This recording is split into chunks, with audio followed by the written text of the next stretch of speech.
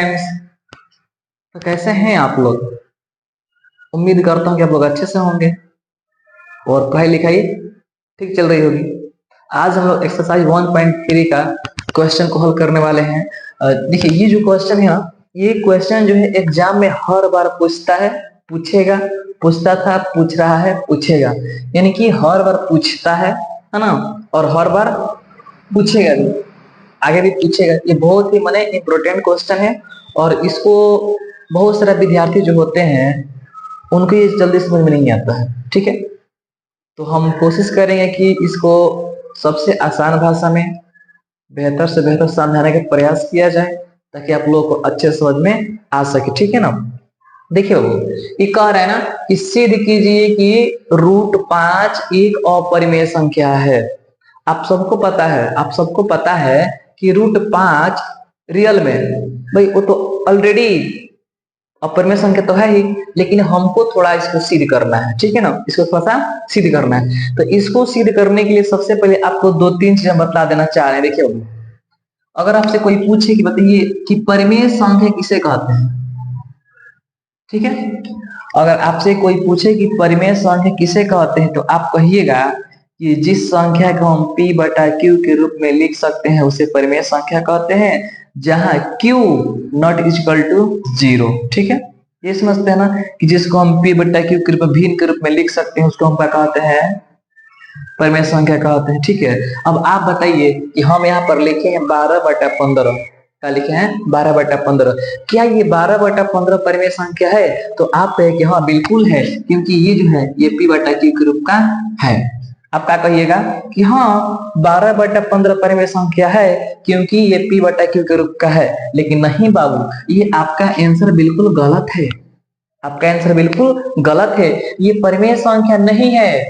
पूछो क्यों नहीं है? भले यह p/q के रूप का है लेकिन परिमेय संख्या नहीं है। क्यों नहीं है? देखिए बाबू, इसका छोटका रूप हम 12/15 को और छोटा कर सकते हैं, कटा करके छोटा कर सकते हैं। तो 3 चौके 12 और 3 5 15। ठीक है, यानी कि इसका छोटका रूप परिमेय संख्या होता है लेकिन मोटका रूप परिमेय संख्या नहीं होता है। समझ ना, किसी भी संख्या का शॉर्ट फॉर्म जो सबसे छोटका रूप होता है वही परिमेय संख्या होता है, और जो मोटका रूप होता है परिमेय संख्या नहीं होता है। अब ये बताइएगा यह p/q के रूप का है कि नहीं है? तो बिल्कुल है, ये आपका परिमेय संख्या है। ठीक है, अब देखिए, अब परिमेय संख्या का एक गुण और समझिए ध्यान से ना बाबू, कि जो परिमेय संख्या होते हैं ना, जो परिमेय संख्या होते हैं वह एक और स्वयं के अलावा, एक और स्वयं के अलावा किसी से विभाजित नहीं होते हैं। परिमेय संख्या जो होते हैं जैसे कि 4 है, नहीं सॉरी, यहाँ पे एक और स्वयं नहीं, स्वयं नहीं माने जो परिमेय संख्या होते हैं ये दोनों जो होते हैं ये स्व अभाज्य संख्या होते हैं। क्या होते हैं? स्व अभाज्य संख्या। और स्व अभाज्य संख्या का मतलब ये होता है कि इन दोनों का HCF मौसम 1 आएगा। ठीक है, दूसरा कंडीशन ये है, ये दोनों संख्याएं जो है ना, ये दोनों संख्याएं किसी स्वयं संख्या से नहीं कट सकती हैं, माने एक के अलावा किसी अन्य सेम संख्या से नहीं कट सकता है। अगर ये 2 से कटेगा ना तो ये 2 से नहीं कटेगा। समझ रहे ना, यानी कि सेम नंबर से दोनों कभी नहीं कटती, इसको याद रखिएगा लोग। जो परिमेय संख्या होते हैं वह सेम नंबर से नहीं कटते हैं। समझ रहे ना, जो परिमेय संख्या होते हैं वह सेम नंबर से कभी नहीं कटते हैं। तो आई होप ये क्लियर हो गया होगा कि जो आप लोग 2 चीज क्लियर कराए हैं कि किसी भी भिन्न का छोटका रूप परिमेय संख्या होता है, मोटका रूप नहीं होता है। और दूसरा का आप लोग समझे हैं कि जो परिमेय संख्या होते हैं वह एक के अलावा किसी भी अन्य नंबर से, यानी कि सेम नंबर से नहीं कटते हैं, विभाजित नहीं होते हैं। ठीक है ना, चलिए और एक और चीज समझ लीजिए आप लोग, एक और चीज समझ लीजिए। देखिए, अगर हम 5 का स्क्वायर, क्या लीजिए, अगर 5 का स्क्वायर 5 से कटेगा, अगर 5 का स्क्वायर 5 से कटेगा ना तो 5 भी 5 से कटेगा। जैसे कि 5 का स्क्वायर 25 होता है तो 25 तो 5 से कटबे करेगा, 25 5 से कटेगा ना। अगर ये 5 से कटेगा तो ये 5 भी 5 से कटेगा। ठीक है, दूसरी बात समझिए, अगर 8 का स्क्वायर 4 से कट रहा है। 8 का स्क्वायर कितना होता है? 64 होता है। तो ई जो है 4 से कट रहा है, तो ई भी 4 से कटेगा, ये भी 4 से कटेगा। अगर 6 का स्क्वायर 3 से कट रहा है, 6 का स्क्वायर 36 होता है ना, तो 36 अगर 3 से कटेगा तो ये 6 भी 3 से कटेगा। ये कहेगा हम कटेम, ठीक बा, ये समझ लिया, समझ लिया तो। यानी कि अगर स्क्वायर कटेगा, अगर स्क्वायर कट रहा है तो उसका जो मूल संख्या होता है, छोटा संख्या, वो भी कटेगा, ठीक है ना। चलिए अब हम समझते हैं, आप लोग अपने मेन टॉपिक पे चलते हैं। अब थोड़ा सा बकवास कर लिया उसके लिए। चलिए देखिए लोग, देखो वो तो ये जो कह रहा है कि सिद्ध कीजिए कि √5 एक अपरिमेय संख्या है कि नहीं है। तो यहाँ पर हम देखिए एक विरोधाभास का नियम लगाएंगे, ठीक है ना, गलतफहमी का नियम लगाएंगे। पहले हम गलतफहमी का मतलब ये होता है, विरोधाभास का मतलब कि हम पहले किसी चीज को मान के चलेंगे और लास्ट में उसी को हम झुठला देंगे, ठीक है। चलिए तो हम सबसे पहले लिख लेंगे, हम लोग ध्यान से समझते चलिए लोग। माना कि हम उसको झूठा बोल देंगे, हम इसको परिमेय नहीं मानेंगे, उसको हम अपरिमेय ना मानकर परिमेय मानेंगे, ठीक है। तो माना कि √5 एक परिमेय संख्या है, ठीक है। हम माना कि √5 एक परिमेय संख्या क्या है? परिमेय संख्या, ठीक है। इसलिए अगर ये परिमेय संख्या है तो हम इस 5 को P/Q कहो, चाहे A/B कहो, S/T कहो, X/Y कहो, बस बट्टा होना चाहिए, ठीक है, भिन्न होना चाहिए। अगर ये परिमेय संख्या हम माने हैं, परिमेय संख्या अगर ये है, अगर परिमेय संख्या है तो इसको हम बट्टा के रूप में लिख सकते हैं, ठीक है। जहां आपको पता है कि ए तथा बी सह-अभाज्य संख्या है, सह-अभाज्य संख्या है, मैंने कौन चीज सह-अभाज्य का मतलब कौन चीज? तो सह-अभाज्य का मतलब ये भइल कि ए और बी जो है किसी सेम नंबर से नहीं कटेंगे, ठीक बा। चलिए अब ये बताइए, यहाँ से इसके नीचे हम 1 मान सकते हैं, कोई दिक्कत नहीं है, इसके नीचे हम 1 मान सकते हैं। अब यहाँ से करेंगे तिरछी गुणा करेंगे, तो हम क्या करेंगे, वो देखिए ए में 1 से गुणा करेंगे तो ए होगा, अब बी और √5 गुणा होगा तो कितना होगा? √5 और बी होगा। कोई नहीं दिक्कत है, तो √5 भी हो जाएगा, ठीक बा। अब यहाँ सवाल आगे नहीं बढ़ रहा तो हम क्या करेंगे, लिख देंगे दोनों ओर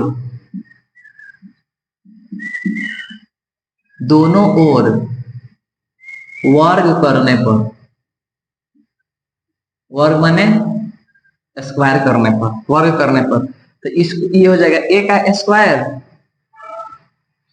ठीक है, ये हो जाएगा √5 b का स्क्वायर।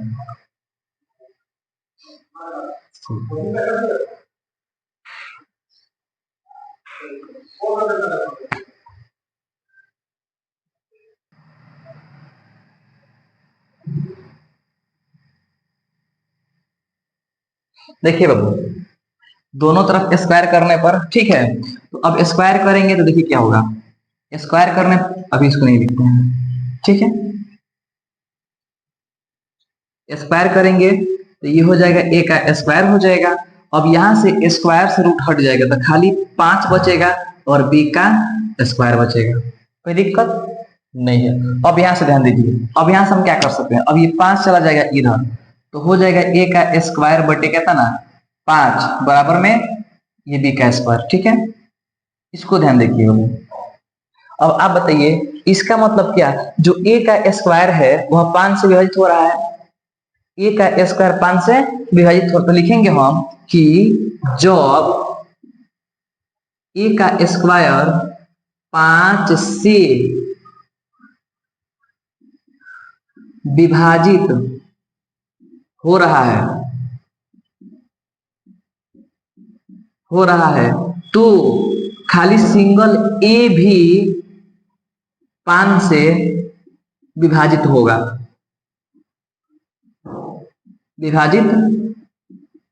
अभी ने बतलाए थे कि अगर स्क्वायर विभाजित हो रहा है तो जो मूल संख्या है वो भी विभाजित होगा, यानी कि हो जाएगा हमारा, यानी कि a बटे कितना हो जाएगा 5। जब स्क्वायर 5 से कट रहा है तो सिंगल जो ए है वो भी 5 से कटेगा। यहाँ पे देखो, मान लो कि ए का स्क्वायर जब कट रहा है 5 से, तो हमको बी का स्क्वायर मिल रहा है, ऐसा समझ में आ रहा है, ठीक ना। तो हो सकता है कि जब 5 से खाली सिंगल ए कटेगा तो हमको सी प्राप्त हो। कितना प्राप्त हो? सी प्राप्त हो, कुछ प्राप्त हो सकता है, मैंने सेम तो प्राप्त नहीं होगा ना, नहीं होगा, ठीक है ना। यानी कि ए का स्क्वायर 5 से कट रहा है तो ए भी 5 से कटेगा, लेकिन आंसर में सी आएगा। मान लो यहाँ पर बी, मैंने बी आ रहा है तो यहाँ पे क्या आ सकता है, सी आ सकता है, ठीक, ऐसा मान के चलेंगे, ठीक है। थोड़ा सा और आगे बढ़ेंगे हम, तो हो जाएगा या अब हम 5 को भेज देंगे इधर, तो हो जाएगा ए बराबर हो जाएगा 5c। बोलो ए बराबर क्या हो जाएगा, 5 भाग में है, जाके लग जाएगा गुणा में लग जाएगा, ठीक है ना। तो ए बराबर हो जाएगा 5c हो जाएगा, ठीक है ना। अब हम क्या करेंगे, देखिए बाबू हमारा, अब हम क्या करेंगे, यहाँ पे ये हमने समीकरण 1 मान लेना है, ठीक है ना। ये समीकरण क्या मान लेना है, 1 मान लेना है, ठीक बा, समीकरण 1 मान लेना है।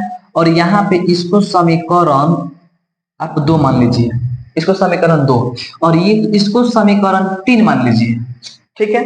अब हम क्या करेंगे, समीकरण 3 को समीकरण 1 में भरेंगे, ठीक बा, यानी कि लिख देंगे हम इस समीकरण 3 को समीकरण 1 में भरने पर, तो समीकरण ए है, देखो ए का स्क्वायर, तो ए का स्क्वायर के मतलब क्या हो जाएगा बाबू, 5c का स्क्वायर है, जैसे अरे ए के बाद हम 5 से उठाएंगे, ठीक है ना, 5 से उठा के भर देंगे यहाँ पे, तो ए का स्क्वायर मतलब कि 5c का स्क्वायर है, तो ज्यों का त्यों रहेगा, यानी कि 5b का स्क्वायर ज्यों के त्यों रहेगा, कोई दिक्कत नहीं है, ठीक है जी। अब देखिए बाबू हमारा, अब यहाँ पे ये हो जाएगा आपका 25c का स्क्वायर, माने 5 का स्क्वायर 25 और c का स्क्वायर c हो जाएगा। इधर क्या बचेगा, इधर बचेगा 5b का स्क्वायर बचेगा, ठीक है ना। अब इसको इधर बुला देंगे तो हो जाएगा 5c का स्क्वायर, अब बटे में क्या हो जाएगा, बटे में 5 हो जाएगा। इधर क्या बचेगा बाबू, इधर खाली सिंगल बी का स्क्वायर बचेगा, इसको हम कटा देंगे इसको, तो कौन सी मिलेगा, हमको मिलेगा 5c का स्क्वायर मिलेगा, 5 का 5 5 5c का स्क्वायर मिलेगा, और एन का मिलेगा, खाली b का स्क्वायर मिलेगा, ठीक बा। अब हम क्या करेंगे, इस 5 को फिर भेज देंगे इधर, तो इनटू में है, गुणा में है ना, इधर जाकर लग जाएगा भाग में लग जाएगा, तो इसको भेज दीजिए उधर, तो c का स्क्वायर बराबर हो जाएगा b का स्क्वायर बटे में 5, बटे में 5। अब यहाँ पर आप क्या समझ रहे हैं बाबू, क्या समझ रहे हो, यहाँ पर हम ये समझ रहे हैं कि अगर 5 से b का स्क्वायर कट रहा है तो सिंगल b भी 5 से कटेगा ना, बोलिए, यानी कि लिखेंगे हम b बटे कितना, इसको लिख ही दीजिए यहाँ पे लिख दो, लिख दीजिए लो कि यदि b का स्क्वायर 5 से विभाजित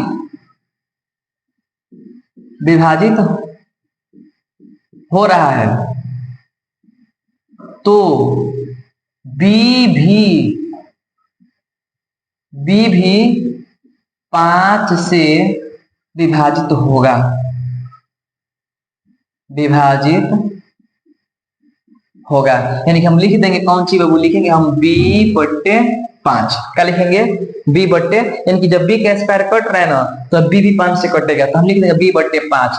मान लो जैसे यहाँ पे देखो b का स्क्वायर जब कट रहा है 5 से, मैंने b का स्क्वायर कट रहा है 5 से, तो c का स्क्वायर मिल रहा है ना, तो हो सकता है कि खाली 5 अगर b से कटेगा, नहीं b अगर खाली 5 से कटेगा, b 5 से कटेगा तो आपको d प्राप्त हो सकता है कि d प्राप्त हो, क्या प्राप्त हो, डी प्राप्त हो। अरे भाई जब b का स्क्वायर कट रहा है 5 से तो c मिल रहा है, तो सिंगल b कटेगा 5 से तो d प्राप्त हो, मान लीजिए, क्या दिक्कत है, कोई दिक्कत नहीं है।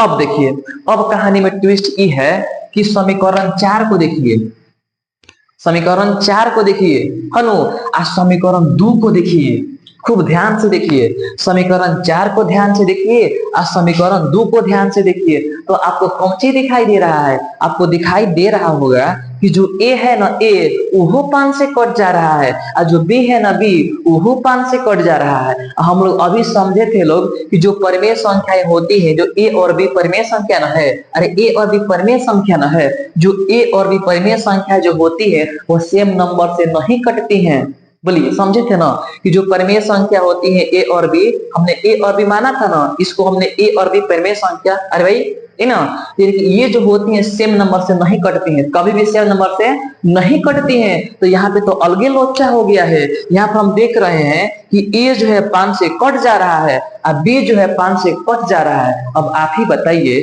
कि जब ये दोनों ए और बी सेम सेम नंबर से कट जा रहे हैं तो क्या ये परिमेय संख्या होंगी? नहीं होंगी। अब ये परिमेय संख्या नहीं रही, ना इधर की रही ना उधर की रही और ना ही परिमेय संख्या रही। तो हम यहाँ पर लिखेंगे बबुआ, क्या लिखेंगे? कि लिखेंगे हम कि हमारा विरोधाभास था, हमारा विरोधाभास था। लिखिएगा, हमारा विरोधाभास था कि √5 एक परिमेय संख्या है। हमारा विरोधाभास था, गलतफहमी थी कि √5 एक परिमेय संख्या, लेकिन अतः √5 एक परिमेय संख्या है। क्या है बबुआ? √5 एक परिमेय संख्या है। बोला बुझू छू?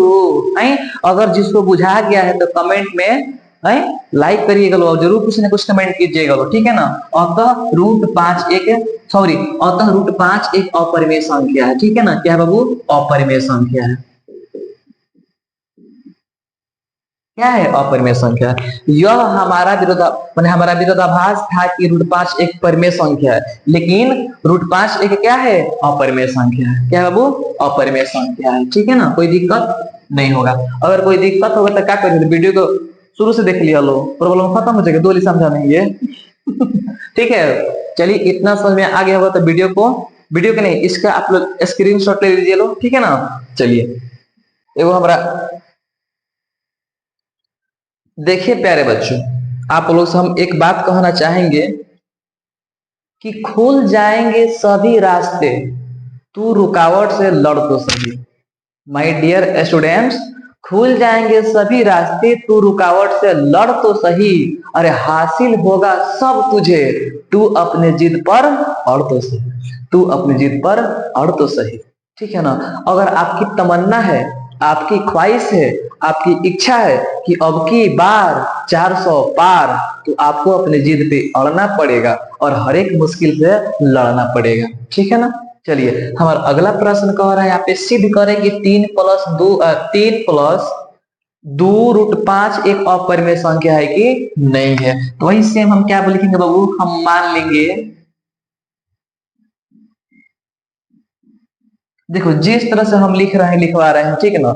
आप अगर ऐसा ही लिख करके आते हैं ना तो आपको पूरा इस क्वेश्चन में जितना भी नंबर का क्वेश्चन पूछेगा ना, फुल मार्क्स मिलेगा आपको, एक नंबर ये को काटा नहीं जा सकता है, ठीक है ना। माना कि 3 + 2 √5 एक कौन सी है? परिमेय संख्या। नहीं बुझाया? बुझाया हो तो लिखो लो, हाँ बुझा गई।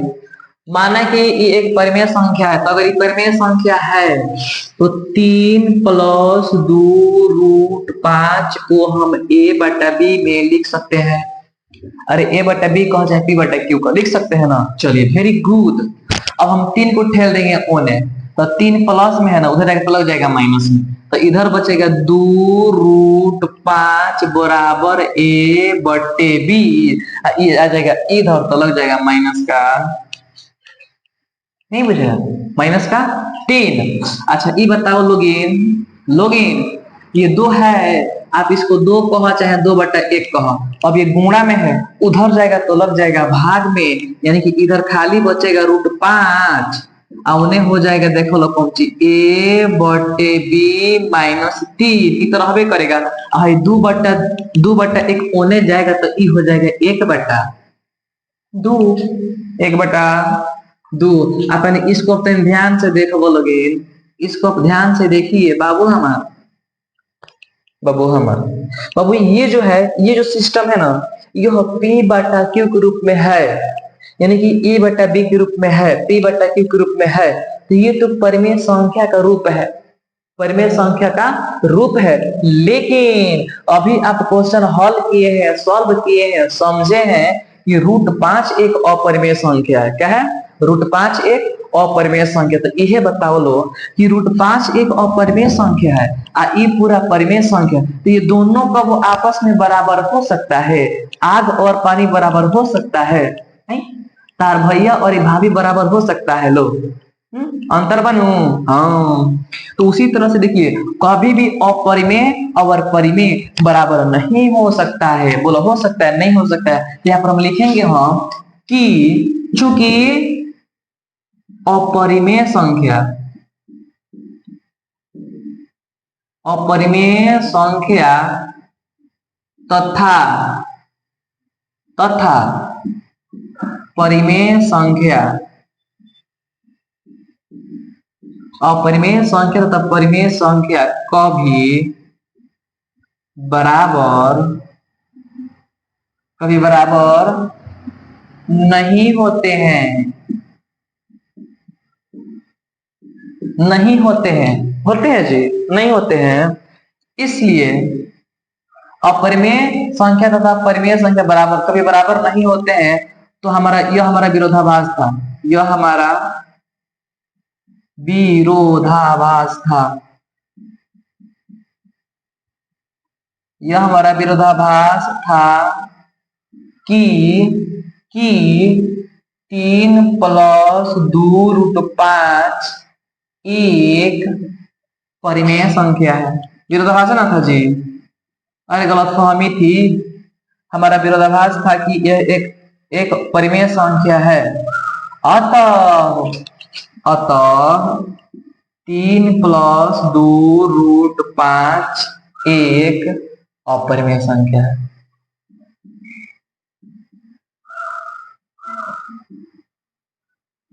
बुझू छू?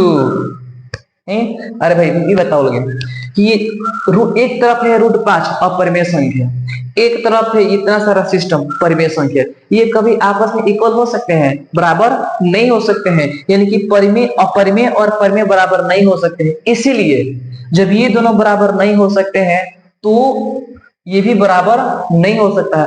अतः अतः अतः अतः ये एक क्या है?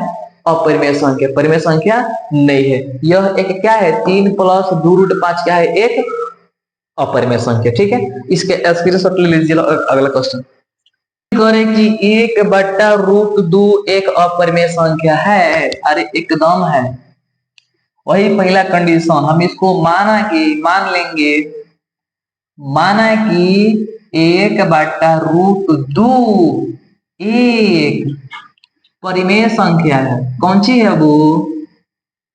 परिमेय संख्या है। ठीक है, तो अगर ये परिमेय संख्या है, 1/√2 एक परिमेय संख्या है, तो इसको हम A/B के रूप में तो लिख ही सकते हैं ना, व्यक्त कर सकते हैं ना, जहां A तथा B क्या है? सहअभाज्य संख्याएं हैं। सहअभाज्य संख्या, कोई दिक्कत नहीं? दिक्कत है। अब इसको हमारे तिरछी गुणा, तो b में 1 से गुणा करेंगे तो b हो जाएगा। हाई कितना हो जाएगा? रूट में √2 हो जाएगा। कोई दिक्कत नहीं है। ठीक है ना? चलिए जी, और आपको तो पता ही है कि जो परिमेय संख्या होते हैं वह किसी भी सेम नंबर से, दोनों सेम नंबर से नहीं कटते हैं। अगर a जिससे कटेगा उससे b नहीं कटेगा, और b जिससे कटेगा उससे a नहीं कटेगा। अगर ये दोनों, अगर देखो इसको हम परिमेय माने हैं, इसको हम परिमेय माने हैं, तो हम परिमेय माने हैं कि ये दोनों संख्याएं सेम से नहीं कट सकती हैं, सेम नंबर से नहीं कट सकती हैं। लेकिन जैसे ये सेम नंबर से कटेंगी, अगर ये सेम नंबर से कटेंगी तो ये परिमेय संख्या नहीं रह पाएंगे। ठीक है ना। ये परिमेय संख्या नहीं रह पाएंगी, और जब ये परिमेय संख्या नहीं रह पाएंगी तो क्या कहलाएंगी? अपरिमेय कहलाएंगे। ठीक है, चलिए, तो ये हो जाएगा बी एकम बी, इसको 2√2a हो जाएगा। अब हम क्या करेंगे, दोनों बगल, दोनों तरफ वर्ग करने पर, ठीक बा, तो वर्ग करेंगे तो ये हो जाएगा बी का स्क्वायर, और ये हो जाएगा √2a का स्क्वायर।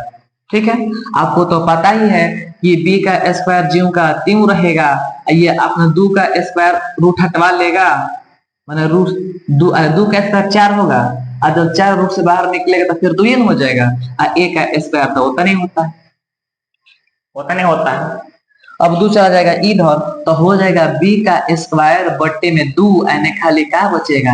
ये बचेगा। बाबू इसको ध्यान से देखो, क्या ध्यान से देखो, जब b का स्क्वायर 2 से कट रहा है तो हमको a मिल रहा है। जब b का स्क्वायर 2, जैसे कि बताओ, लेकिन इसका मतलब क्या हुआ? अरे इसका मतलब क्या हुआ? इसका मतलब ये हुआ कि जब 4 8 से कट रहा है तो हमको 2 मिल रहा है, ये ना हो रहा है। तो उसी तरह से इसका मतलब क्या हुआ कि जब दो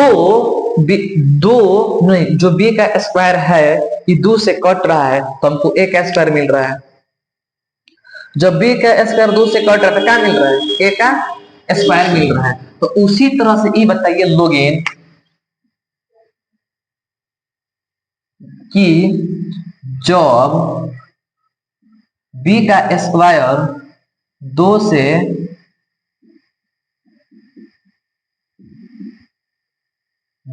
विभाजित हो रहा है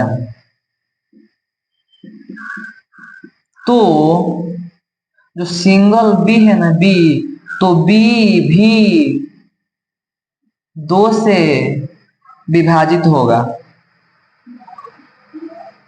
ना वही होगा होगा होगा, यानी कि b/2 तो हो सकता है कि अब की बार जैसे कि b का स्क्वायर जब कट रहा था तो हमको a मिल रहा था, तो जब 2 से b कटेगा तो हमको c मिले। क्या मिले? c मिले। ठीक है, अब आगे बढ़िए। अब हम क्या करें, इस 2 को ठेल देंगे ओने, तो हो जाएगा b बराबर हो जाएगा 2c हो जाएगा। क्या हो जाएगा? अरे 2 जब उधर जाएगा तो 2c हो जाएगा, b बराबर 2c हो जाएगा, b बराबर 2c। तो अब देखो बाबू, हमारा इसको समीकरण 1 मान लो। अच्छा जी, इसको समीकरण 2 मान लो, इसको समीकरण 3 मान लो। ठीक बा, समीकरण 3। तो इस समीकरण 3 को हम भरेंगे 1 में, लिख दे यहाँ पर, इस समीकरण 3 को 1 में ठूसने पर, माने भरने पर, ना बुझे लो, तो b का स्क्वायर, तो b के जगह पर हम क्या भरेंगे? 2c भर देंगे, तो हो जाएगा 2c का स्क्वायर। अब बराबर में क्या हो जाएगा? ये तो ज्यों का त्यों रहेगा ना, चुचुंदरा ज्यों का त्यों रहेगा, 2√a का स्क्वायर रही ना हो। हई कितना हो जाएगा? तो हई हो जाएगा 4c का स्क्वायर हो जाएगा, 2 दूनी 4। ठीक बा, आपको पता है कि 2 का स्क्वायर 4 होता है। अच्छा, जब 4 रूट से बाहर निकलेगा तो कितना हो जाएगा? 2 होगा। a का स्क्वायर उतना है। अब 2 को ठेल रहा एन है, तो हो जाएगा 4c का स्क्वायर बट्टे 2, इधर खाली क्या बचेगा? ये बचेगा। ये 2 का 2 2 दूनी 4 हो जाएगा, यानी कि 2c का स्क्वायर आने का बचेगा a का स्क्वायर। ठीक है, कोई दिक्कत? कुछ गड़बड़ हुआ है का जी? नहीं, कुछ गड़बड़ नहीं हुआ है। चलिए, अब भाई 2 के भेज दा एन है, तो हो जाएगा c का स्क्वायर बराबर हो जाएगा a का स्क्वायर बट्टे कितना ना, 2। 2 चला जाएगा। ये बताओ कि जब a का स्क्वायर 2 से कट रहा है तो c मिल रहा है, तो मैंने जब a का स्क्वायर कट रहा है 2 से, तो सिंगल a भी कटेगा है, तो यहाँ पर लिखना पड़ेगा ना कि लिखेंगे हम, जब a का स्क्वायर 2 से विभाजित हो रहा है तो a भी 2 से विभाजित होगा। विभाजित होगा, यानी कि हम लिखेंगे a बटे 2 बराबर, हमको मान लो d मिले, जब a का स्क्वायर 2 से कट रहा है तो c मिल रहा है, तो हो सकता है कि जब a कटेगा 2 से तो d मिलेगा, क्या मिलेगा, d मिलेगा। ये समीकरण 4 हो जाएगा, समीकरण 4। अब तनी खूब ध्यान से समीकरण 4 को और समीकरण 2 को टुकुर टुकुर निहार लो। तो है b जो है 2 से कट रहा है, a जो है 2 से कट रहा है, यानी कि इसको सेम सेम नंबर से कट गया, इसको सेम से नहीं कटना चाहिए था। अगर एक परिमेय संख्या है, अगर एक परिमेय संख्या है तो इसको सेम सेम नंबर से नहीं कटना चाहिए, लेकिन तो ये तो कट गया, दो भी बी से दो भी कट गया और ए भी दो से कट गया। अब ये बताइए आप ही लोग इंसाफ कीजिए लो कि जब ए भी दो से कट गया, बी भी दो से कट गया, जब दोनों सेम सेम नंबर से कट गया तो क्या ये परिमेय संख्या रह चुके हैं? अब ये परिमेय संख्या नहीं रह चुके हैं। तो जब ये परिमेय संख्या नहीं रह चुके तो क्या रह चुके? तो ये हम दे चुके हैं। जब ये परिमेय संख्या नहीं रह चुके तो क्या हो गए? अब ये हो गए अपरिमेय संख्या। ठीक बा, तो लिखेंगे यहाँ पे हम कि यह हमारा विरोधाभास था।